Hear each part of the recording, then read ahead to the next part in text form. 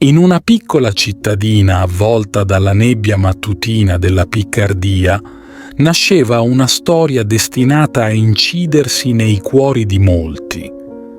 Maria Rosa Giulia Billiard, figlia di una famiglia benestante di Cuvili, non avrebbe mai immaginato quale incredibile percorso la vita le avesse riservato.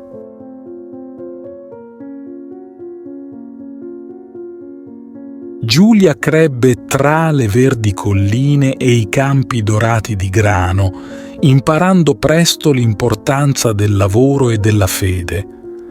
Dopo la drammatica perdita delle ricchezze familiari nel 1767, dovette arrendersi a una vita di duri lavori manuali, ma il suo spirito indomito non vacillò.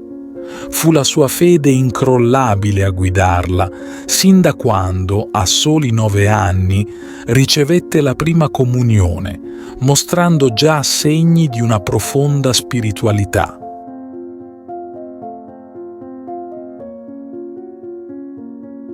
Tuttavia, la quiete della sua vita fu scossa da un evento traumatico. Un giorno, mentre era in casa col padre, un colpo di fucile sparato con l'intento di ferirlo cambiò per sempre la vita di Giulia.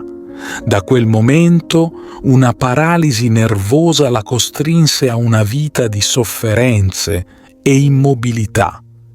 Ma anche nelle catene del dolore la luce della sua fede non si spense. Dal suo letto di dolore continuò a insegnare, a pregare, a essere guida spirituale per chiunque cercasse conforto e speranza.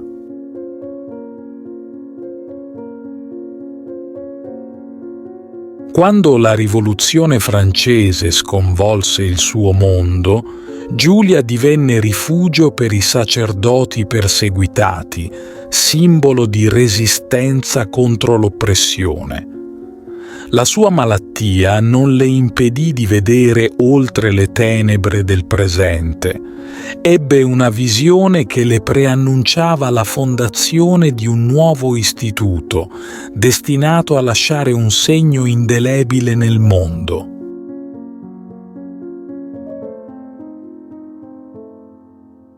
La fine del terrore portò Giulia ad Amiens, dove incontrò Francesca Blin de Bourdon. Insieme, superando persecuzioni e sfide, fondarono la Congregazione delle Suore di Nostra Signora di Namur. Giulia, con la sua resilienza, riformò il concetto di vita monastica, infrangendo le barriere tra clausura e mondo, dedicandosi all'istruzione dei poveri e alla formazione degli insegnanti.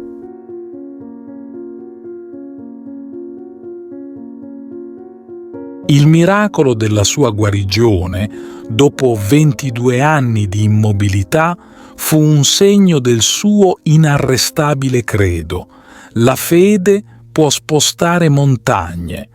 Con Francesca al suo fianco, Giulia viaggiò incessantemente, aprendo scuole e diffondendo luce in un mondo segnato dalle cicatrici della guerra e dalla disperazione.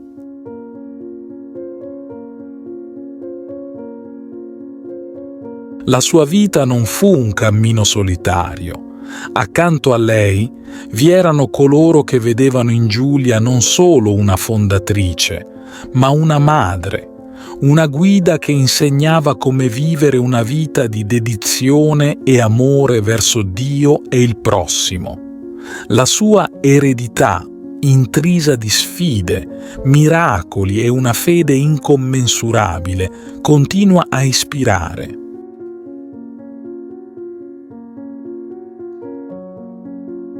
Giulia Billiard ci lasciò nell'aprile del 1816, ma la sua storia, la storia di una donna che trasformò il dolore in forza, la perdita in speranza e la fede in azione, vive ancora oggi.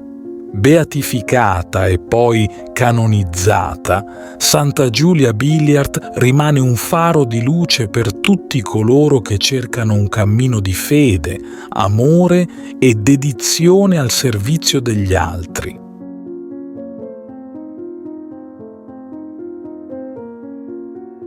Ti invito calorosamente a iscriverti al nostro canale per darci supporto e permetterci di continuare a creare nuovi video che condividono storie ed esperienze ispiratrici.